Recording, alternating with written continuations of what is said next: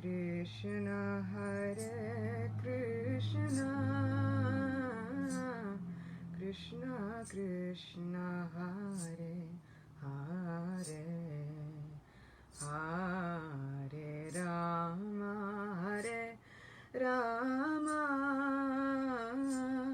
Rama Rama, Hare Hare, Hare Krishna, Hare Krishna, Krishna Krishna, Hare Hare, Hare Rama, Hare Rama, Rama Rama, Hare Hare, Hare Krishna, Hare Krishna, Krishna Krishna, Hare Hare, Hare Rama, Hare Rama, Rama Rama, Hare Hare, Hare Krishna, Hare Krishna, Krishna Krishna, Hare Hare, Hare Rama, Hare Rama, Rama Rama, Hare Hare, Hare Krishna, Hare Krishna, Krishna Krishna, Hare Hare, Hare Rama, Hare Rama, Rama Rama, Hare Hare, Hare Krishna, Hare Krishna, Krishna Krishna, Hare Hare, Hare Rama, Hare Rama, Rama Rama, Hare Hare. Shri Radha Govinda Dev ki jai. Kali Yuga Dharma Shri Harinam Sankirtan ki jai. Srila Prabhupada ki jai. Hare Krishna. Welcome to everyone. Thank you all for being here. We have so many people from so many different time zones. For some of you, it is 4 in the morning. For some of you, it is 5 or 6 in the morning. So thank you. Thank you for taking the time and the effort. Thank you for having the determination to be with us, to come to these gatherings, to hear these incredible pastimes of our best friend, our most favorite person. We're going to be continuing with our Venkateswara Mahatmya, and we're going to find out what happens to Srinivasa next.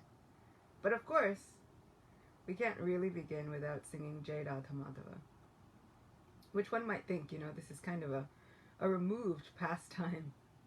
But everything is contained within the spiritual world of Goloka Vrindavan. Everything is contained. So we'll sing Jai Radha Madhava and bring our minds to the best mindset, the best atmosphere in which to discuss these pastimes. Jai Radha Madhava Kunja Bihari Gopi Jannavalabha Girivaradhari. Jai Radha Madhava Kunja Bihari Gopi Jannavalabha Girivaradhari. Jashodanandana Brajajana Ranjana Jamuna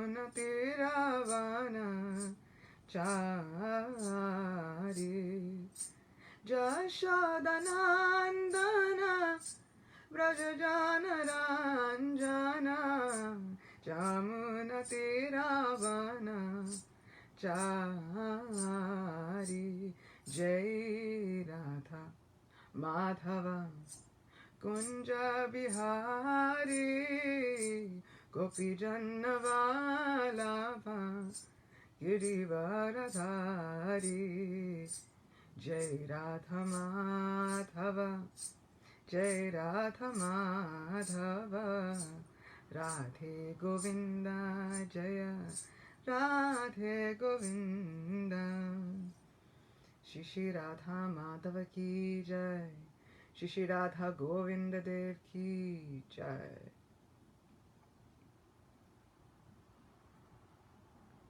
There are so many verses in praise of Lord Venkateswara.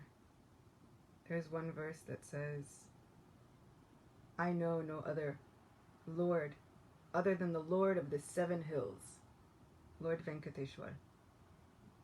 And my only prayer is that I will remember the holy name of Lord Venkateswara always. There are so many saints who have written hundreds and hundreds of poems about the beautiful form of Lord Venkateswara and how he blesses his devotees, how he interacts in his pastimes, and the amazing feats that he performs. And I'm always gripped by the level of love and affection shown by the devotees for the Lord, in whichever form they worship him. I am always attracted to seeing how the devotees see the Lord. I remember hearing about Sri Radharaman in Vrindavan, and I remember seeing photos of Sri Radharaman, and I remember thinking, okay, he's nice, but there's no one like my Govinda. And then I started to see other devotees' posts about Radharaman and the way that they would speak about Radharaman. And from there, an appreciation and an affection and a love started to develop in my own heart. And Srila Prabhupada says within the Bhagavad Gita that this is what happens with faith. Faith comes from association. The more we associate with devotees who love Krishna, the more we associate with devotees who have an affection for the name, the form, the qualities, and the pastimes of the Lord that they hold most dear, the more our own faith develops, the more that the small flower of that faith begins to bloom within our hearts. And finally, it can turn into a large creeper with flowers that can fulfill any desire. But the basis of that faith comes from our association. So I'm glad and I'm happy to be able to come and associate with all of you. It is often noted that there's one thing to hear about the stories of Sri Ram, but to hear about the stories of Sri Ram from someone like Hanuman, someone who has such affection for Sri Ram, all of a sudden, love for Sri Ram can bloom in our heart, even if we feel somehow confused about the pastimes of Sri Ram, which they can be confusing sometimes externally. When we hear about these pastimes from Hanuman, someone who has implicit faith in Sri Ram, that whatever he does is for my highest good. Whatever he does is for the benefit of the entire creation. There is nothing that Sri Ram can do that could be ever taken in any other context other than just supremely wonderful and amazing. We begin to develop that same affection. The effulgence of that affection and love begins to rub off on us. We begin to become colored by that same love that great devotees have. And I feel it was the same way with the pastimes of Lord Venkateswara. Being able to read translations of the poetry and the prayers of great poets and great saints of so many bygone eras awakened such a love in my heart for Lord Venkateswara. And people will often ask, how can I love Krishna more? How can I devote myself to finding, how can I develop that kind of love? How can I grow it into an obsession? And my answer is always, go and find out about him. Read Krishna book. Srila Prabhupada has given so many different books and translations and literatures that anyone can find out about him. So I always urge people, go find out as many details as you possibly can. Search out those stories. Search out those histories. And it's also important to know who to hear from. Because when you hear from people who are not trying to get their own way or receive some kind of their own merit, benefit, money, financial, whatever it is, when they speak about the Lord on the basis of their love and affection, that is what we receive. So it's important to figure out who to hear from.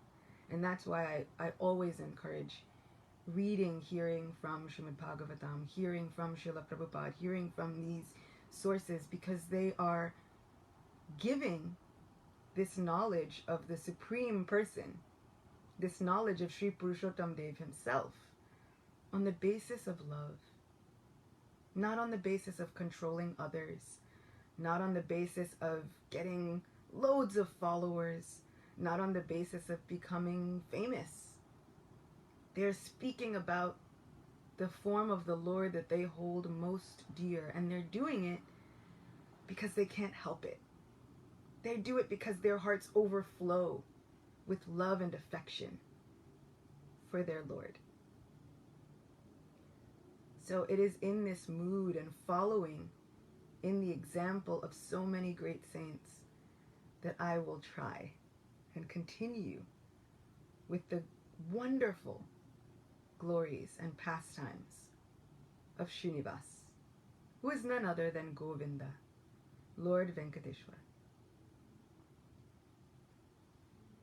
I ask for your kind blessings and well wishes to do them proud, and to make my own Guru Maharaj proud, who gave several hours of lectures on the pastimes and the glories of Lord Venkateswara and his devotees and those who hold him dear to their heart.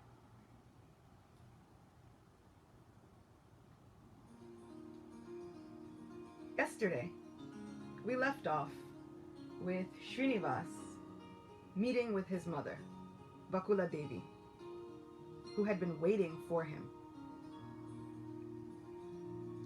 And she had an ashram, and she was waiting patiently. She was none other than Yashoda Devi, who had returned to care for her son. So she would wait and wait and wait, and finally Srinivasa arrived, bleeding from the wound of the cowherd, who threw an axe to kill a cow that was none other than Lord Brahma himself. So he arrived bleeding, and she put special camphor and herbs and chandan and mixed it and applied it on his head wound. And she put a special bandage on it. And she took him to see Varahaswami. And she was living under his protection at that time.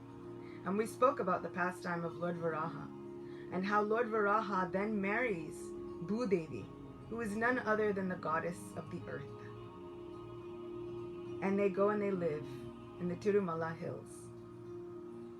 And so Srinivasa asks Varaha Dev if he can also live there.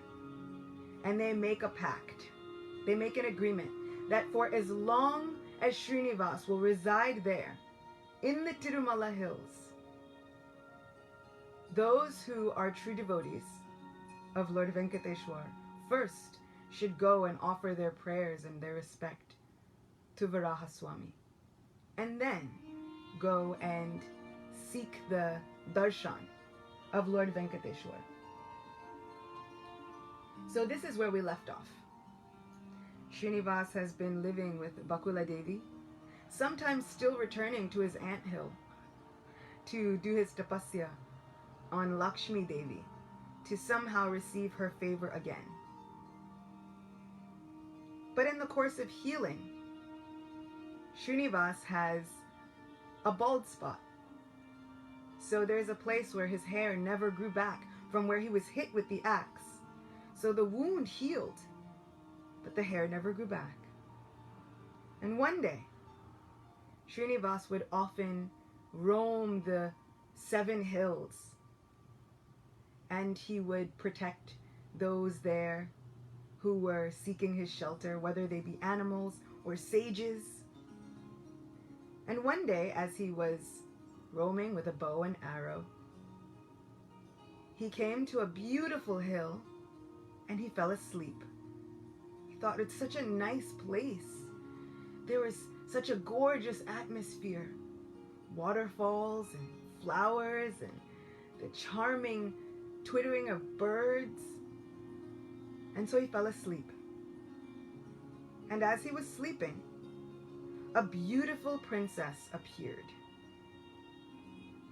And she looked at him while he was sleeping and thought, this is such a gorgeous person. I've never seen anyone so handsome in all my life.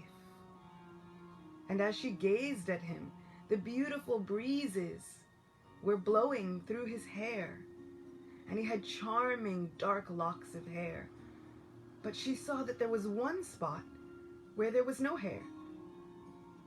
And she looked at her own hair and she thought, I have such gorgeous long hair, and it's not right that such a beautiful living entity should be missing something that I can give.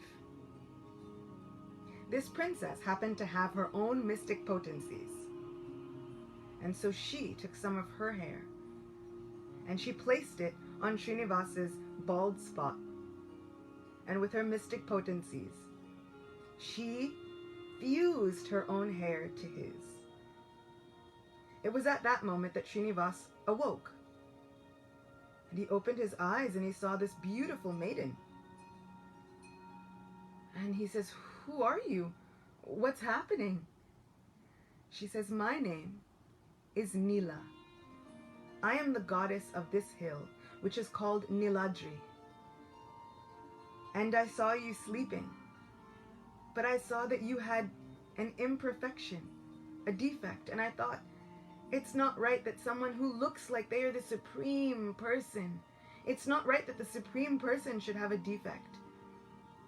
So I saw that where you were missing hair, I offered my own.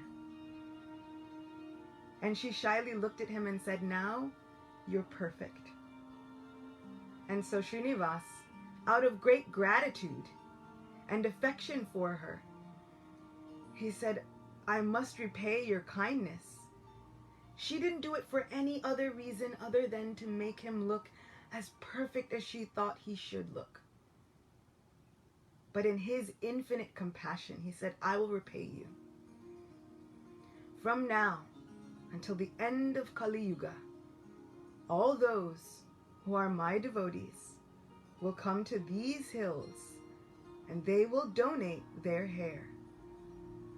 They will shave their heads and they will donate their hair to me. I will give that hair to you, thus repaying this debt. And so it is seen that on the hills of Tirumala and in Tirupati, in thousands and thousands of groups, people go and they shave their heads and they donate their hair to Lord Balaji. This hair is often sold, and in this way, this temple becomes the richest temple in all the world. But there's another reason why the temple is the richest in the whole world. And that brings us to another of today's stories. Srinivasa was once again living with his mother Vakula Devi, serving her, serving the sages of the area. He was sometimes going to his anthill. And one day, there was an elephant, a rogue elephant, that was causing a great disruption throughout the ashram of the sages and the many, many ashrams of the different provinces. And Srinivasa thought, it's my responsibility to protect all of these people. And so he took up his bow and his arrow, and he put on the dress of a heroic hunter, and he went to chase away this elephant. So he began to chase the elephant, and he was chasing and chasing, and the elephant was running. And all of a sudden, the elephant ran into a garden. And in that garden was a group of young ladies who were accompanying a princess. The elephant ran into that garden, and all of these ladies, all of these maidservants got very afraid. And Srinivasa was running after the elephant. So he appeared there not very long after. It was at that moment that the elephant raised its trunk and saluted the princess and gave a very loud trumpet. And then the elephant bowed its head to the princess and then ran away. Now Srinivasa was here, and Srinivasa is in this garden with all of these maidservants, and he looks at this princess, and all of a sudden he falls in love. The princess shyly looks at Srinivasa, and she also thinks, I've never seen anyone more handsome. I've never seen anyone that calls to my heart like this. Never have I seen anyone that makes me want to serve them with all my heart and my soul. Srinivasa begins to speak to the princess. He says, who are you? What is your name? Shyly, she says, my name is Padmavati. I am the daughter of Akash Raj and Dharani Devi, the king and queen of the Chola province, the Chola dynasty. And I come from the lunar dynasty. Srinivasa says, amazing. I too came from the lunar dynasty. Well, I did. At that point, my father was Vasudev, and I was named Krishna. But now, I'm living with my mother Vakula Devi, and my name is Srinivasa. I think we should get married. It is at this point that her many maidservants return, and they are appalled. And they're saying, what kind of behavior is this? You can't just come up to a princess and say you're going to marry her. You have to talk to her parents. You have to approach her in the right manner. Leave from here. And Srinivasa says, but I love her. It should be just as simple as that. I think we should get married. And so all of these maidservants begin to pick up rocks and throw them at Srinivasa. And so Srinivasa has no other alternative but to run away. And so he's running away and he's running away, and sometimes the rocks are hitting him. And finally he arrives back home. And he enters into the house of his mother. And he sits down very sad. And Vakula Devi says, my dear, what happened? You look like you're bruised in some places, and you have a very sad face. I've never seen you look like this. What happened? He says, "Mother, I have a very, very sad tale. I was chasing that elephant, and I came upon a princess, and immediately, the moment I saw her, I fell in love with her. And I told her friends that we should get married, but her friends decided to throw stones at me. They were so mean to me. They chased me away. But my heart is completely enraptured. My heart is tied to this one princess. I must marry her. And so for this reason, I feel very sad. I don't know how to get close to her. And her friends keep chasing me away." Vakula Devi says, "I'm taking care of you as my son, but I know who you really are. You are the Supreme Lord. How is it that you could fall for just a regular maiden?" Srinivasa says, "Mother, let me tell you the secret of this most chaste lady. She is no ordinary maiden." And so Vakula Devi sits down to listen to her son tell the tale of the chaste woman. Srinivasa says, "Long ago, this maiden was not named Padmavati. I will tell you how she was born." These are now pieces that I have adapted from Kurma Purana and other places. So I hope that you'll bear with me as I read to you these adaptations. The great sage Kushadwaj Muni sat chanting mantras. He felt the celestial vibration of each mystical incantation roll through him until he felt the pull at the very edges of his soul. He closed his eyes tighter, took a steadying breath, and went deeper into trance. He felt the energy of the very earth change and shift around him.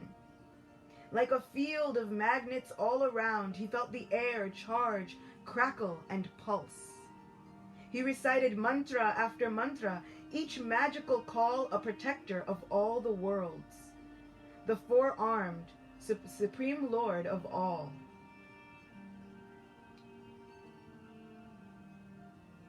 As he prayed to the gods, a thought entered his mind, and the heart and the mantra that left his lips was special. The utterance of this special mantra brought forth a force unlike anything else he had ever felt. Startled, he opened his eyes and saw a girl standing before him. Shining like the sun, with skin like sunlight, her eyes downcast, and her palms pressed together, she stood before him as though she were awaiting his order. Looking around him, Kushadwaj knew that he would see no one else. He was alone, but now there was this girl. She wore garments that were elegant in their simplicity. She looked exactly as the daughter of a sage should look. "Who are you?" His heart jumped as he spoke to her, eager for her answer, if just to hear the enchanting sound of her voice that he knew would go along with her very special form. "I was born from the yajna of your mantras. You have called, and so I have come." He had been right. Her voice was soothing even as it called him to serve. Kushadwaj felt the overwhelming urge to fall at her feet. She was his goddess, the goddess of fortune, mother of the universe. There was no doubt about it.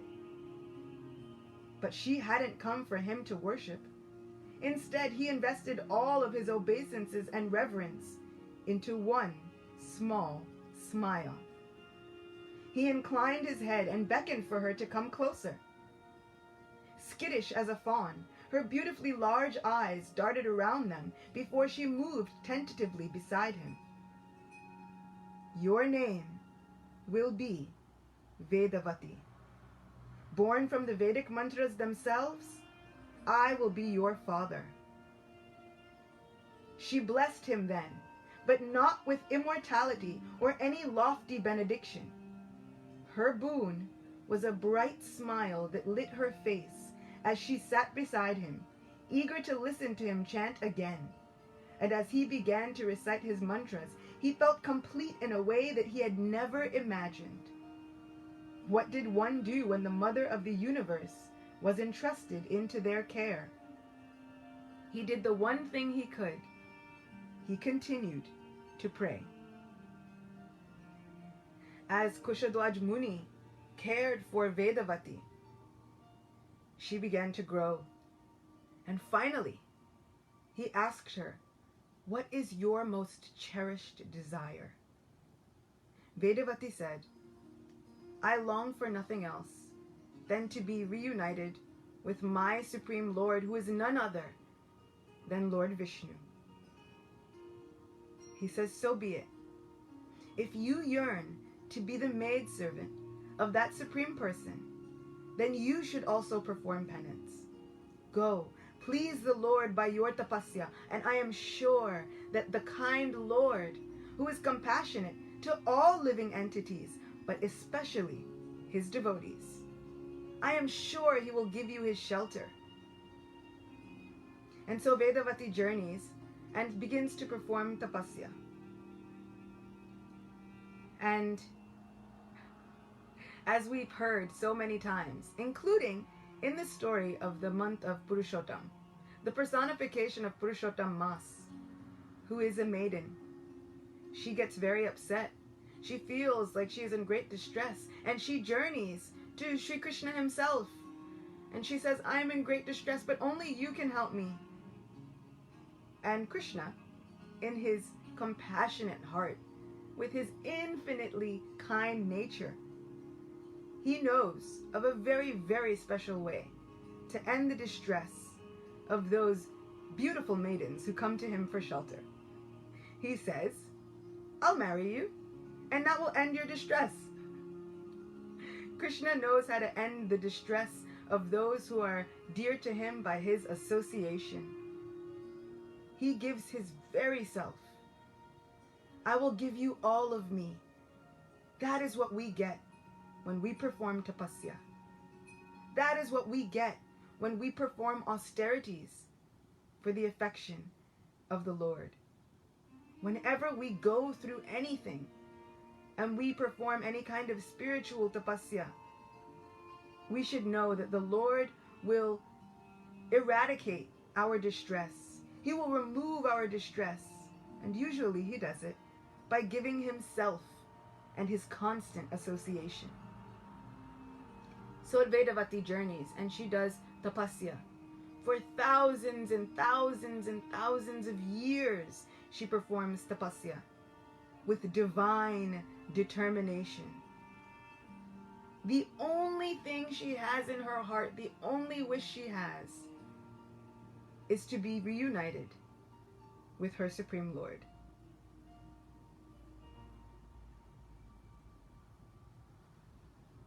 And now, as Vedavati is performing her tapasya, we will find out what happens next.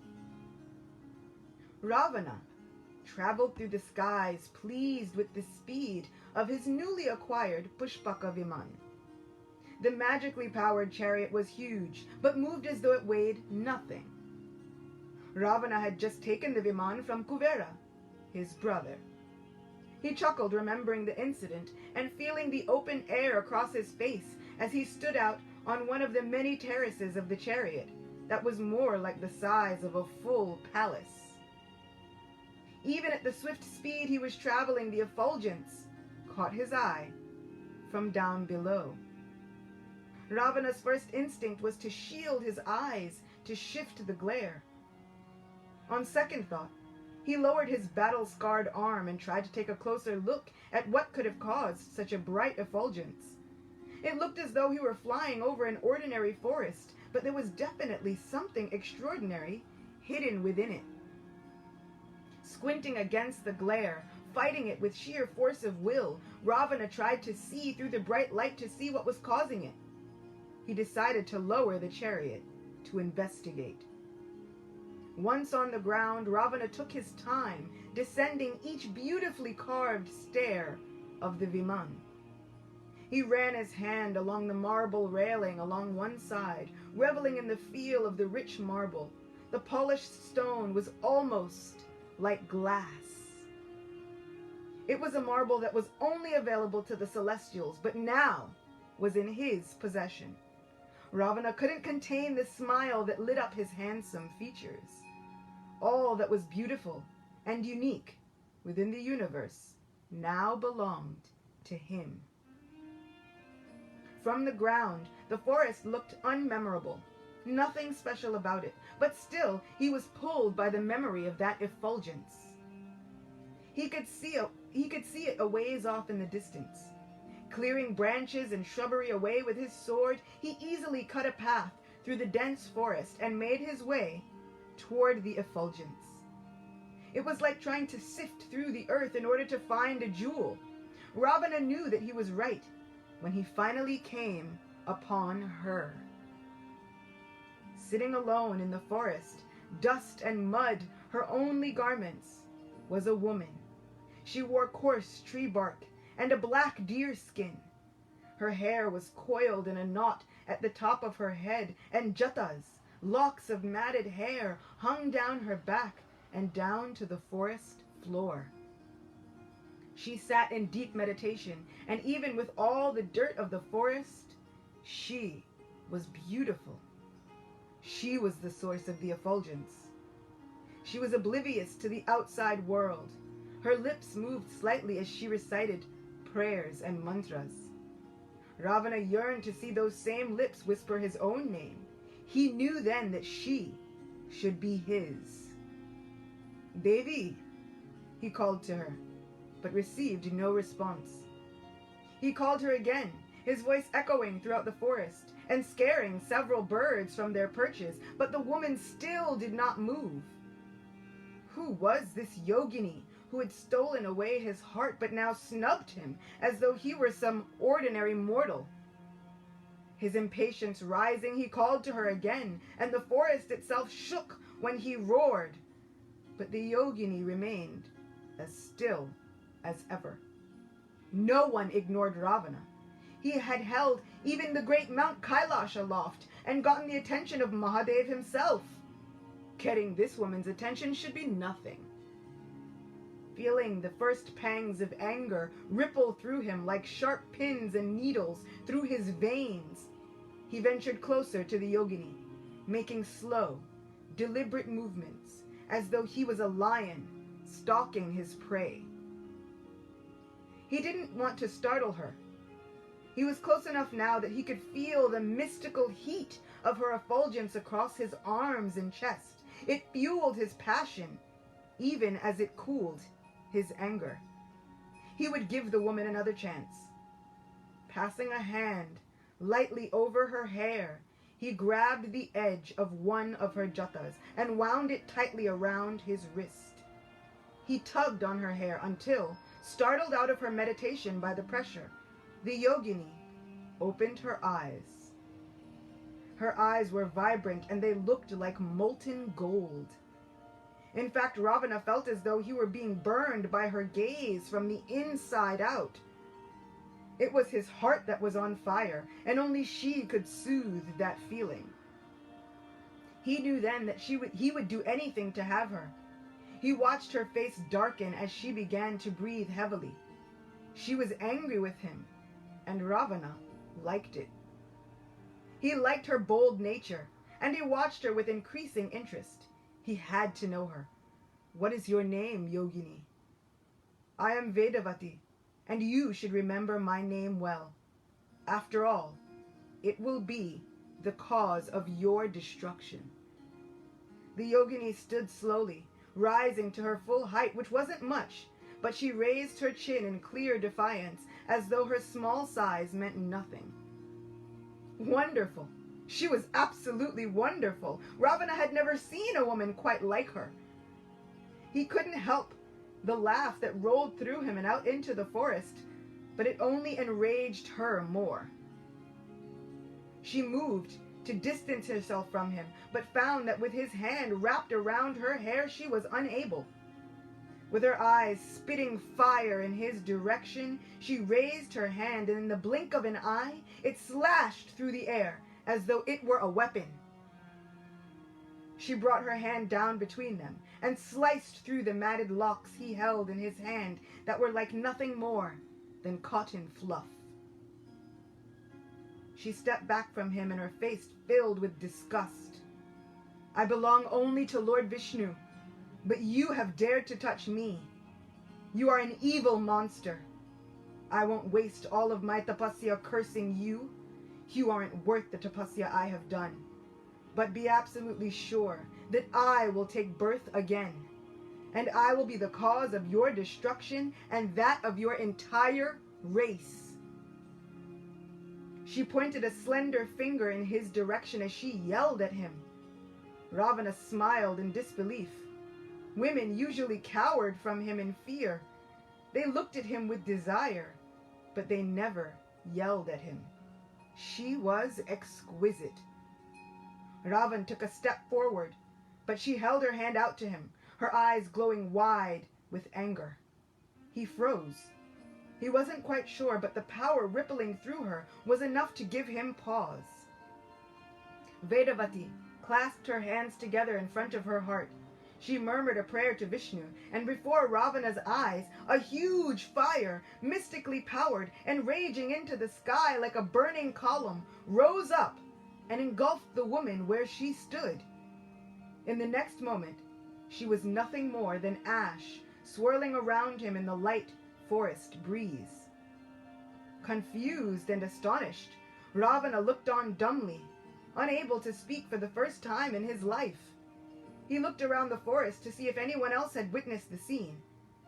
When he was satisfied that he had been alone, he stumbled back along the path he had created and returned to his Viman, Vedavati's words echoing in his mind, casting a foreboding pallor over the great demon king. So Ravana has been assailed by Vedavati's words that she will be the cause of his destruction and the destruction of his entire race. In due course of time, Sita is born. Sita marries Sri Ram and journeys with him to the forest. Shurpanaka, the sister of Ravan, appears, wanting to marry Ram, and she is disfigured by Lakshman because she desired to cause harm to Sita Devi. Sita, understanding that times would be rough, that times were about to get very, very, very difficult, Sita journeys to Agni Tirtha and prays to Agni Dev, while Ram goes to chase after the golden deer. She prays to Agni Dev that he should protect her at all costs. Agni appears along with a woman, Vedavati, who looks exactly like Sita. And he exchanges Sita for Vedavati. He says, "If you come with me, I will protect you. Vedavati will stay in your place." And then Sita is given over to the care of Parvati Devi. Vedavati, who had performed such incredible tapasya just to be reunited with Lord Vishnu, now is in the care of Sri Ram. But when she arrives, Ram has already gone to fetch the golden deer. Lakshman has already gone to see where Ram has gone. And now Vedavati comes in contact with Ravan again. It is this Vedavati who is kidnapped by Ravan and taken to Lanka. Ram and Lakshman go and meet Hanuman and many of the monkey warriors. And they search for Sita. They search far and wide, and finally Hanuman is able to find Sita, who is actually Vedavati, as she laments in the Ashokvan, in the Ashoka grove of Ravan. He gives her hope that Sri Ram himself will come and save her. they build the mystical bridge across the sea, from the southern seashore all the way to Lanka. Ram does battle with Ravan and finally kills the demon king and exterminates the race of demons. He installs Vibhishan as king of the new era of demons. Because now, these demons are not evil-minded, but they are ready to serve the Supreme Lord, who is none other than Sri Ram. And then he is reunited with Sita. However, this is not Sita. She is Vedavati, Sita's own shadow. But Ram has promised, he has vowed to take only one wife, and that is his Sita. So he cannot even look upon Vedavati. Externally, he questions her chastity, but internally he knows that he must be reunited with his very own wife. Otherwise, he can't return home. Lakshman is ordered to build a pyre, a huge fire, to test the chastity of Vedavati. But it wasn't really. They call Agni forth again, and Agni appears with Sita, who he had all along. He says, Ram, here is your Sita. She is purer than the Ganga. She is as pure as I myself am. Accept her. Take her back and take her home. Sita is then reunited with her Ram, and Ram is reunited with Sita. But Sita feels so sad. She looks at Vedavati and says, my lord, this maiden has performed such a great sacrifice for us. She was so determined, so determined to be reunited with you. She only wants to serve you. She only wants you for her Lord. You are the Lord of her life. You should somehow accept her. Sri Ram, his heart breaking, says, I can't. I have taken this vow that I can only accept one wife in this incarnation, and that is you and you alone. Sita says, but you cannot leave her in this way. You are Maryada Purushottam. You are the Lord of all. You are the Lord who knows all of the limits of etiquette. And so it's not right that you keep her away from you in this way. You must fulfill her desire. You must reciprocate with her. You must repay her devotion.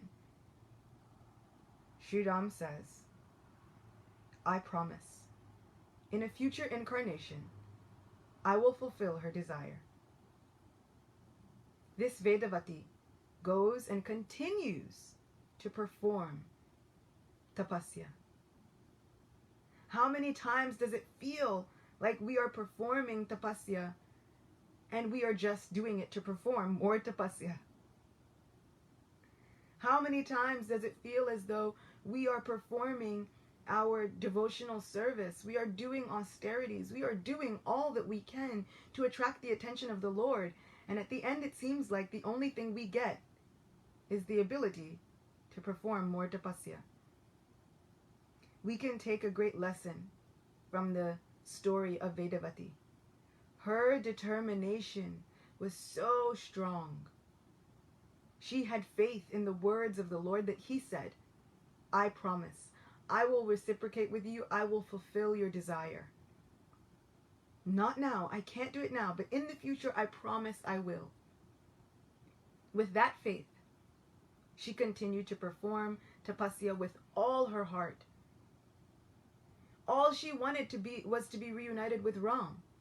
When she arrived, she never even saw Ram. Then when she finally saw Ram at the end of the battle, after he fought to get her back, he would not even look at her. And then, when he finally acknowledged her, he says, I can't accept you now.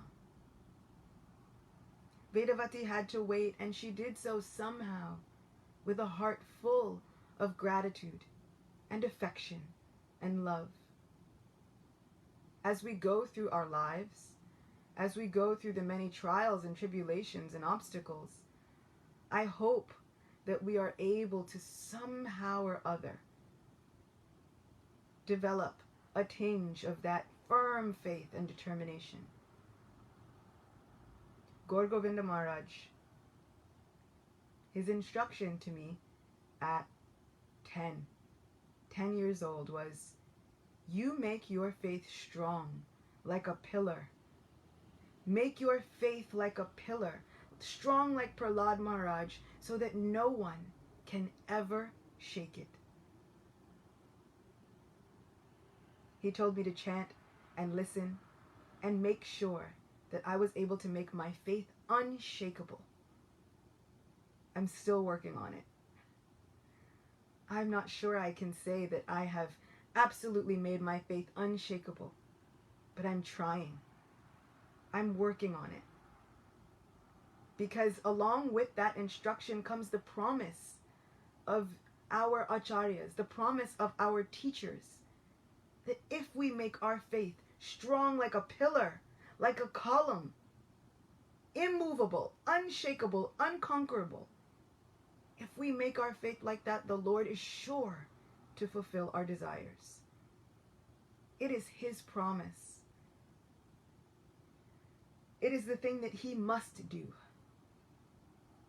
The Lord is not under anyone's control, but He submits Himself to the control of those who make their faith firm, with strong, immovable determination. So Vedavati was like this. She prayed and did tapasya and chanted, and finally she was born as the daughter of Akash Raj and Dharani Devi. They were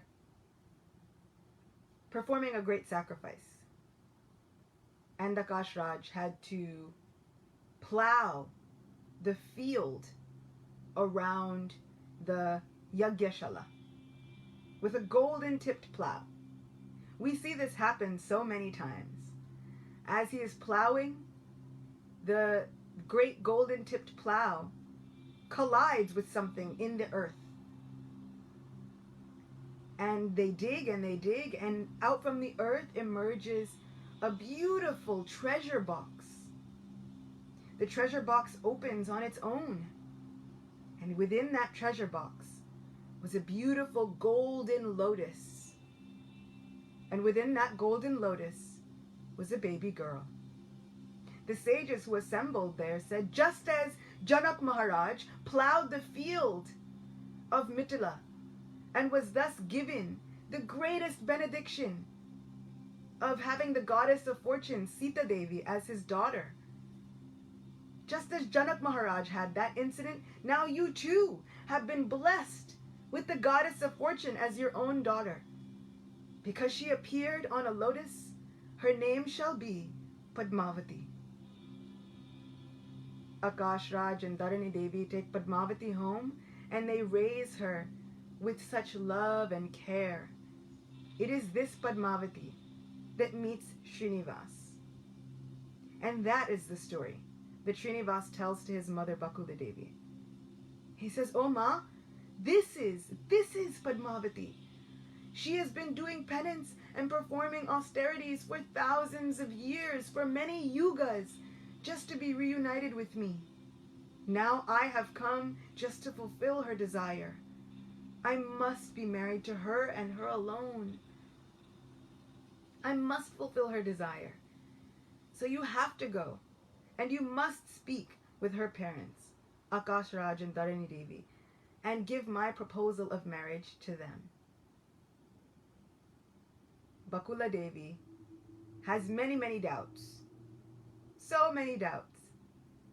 But on the order and on the advice of her very son, who she knows is none other than the Supreme Lord, she travels to the Chola province to speak with Akash Raj and Dharani Devi.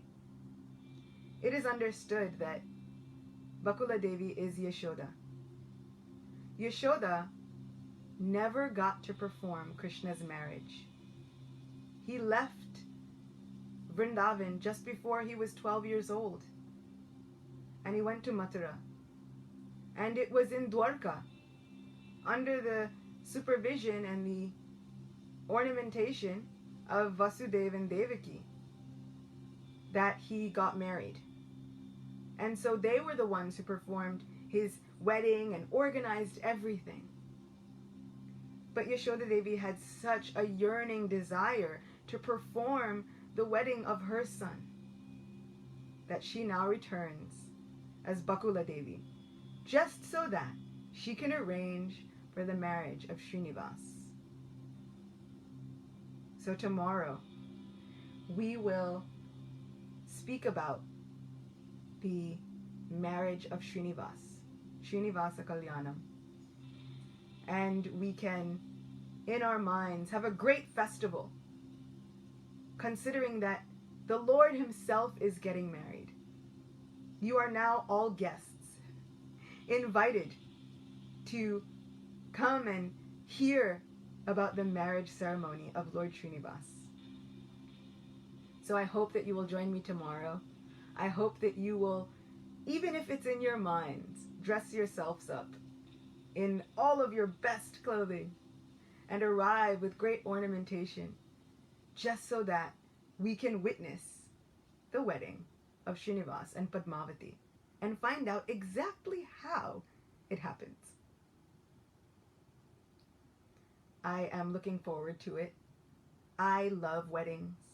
I am such a romantic at heart, and so I love that my God gets married so many times.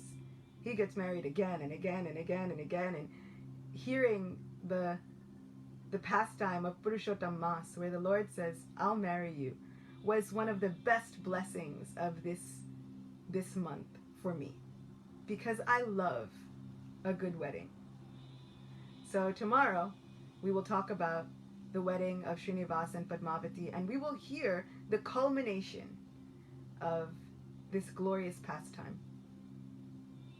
Thank you so much for joining me. I can't wait to see you all. I feel like I should go and make a wedding invitation so that we can all look forward to our katha tomorrow.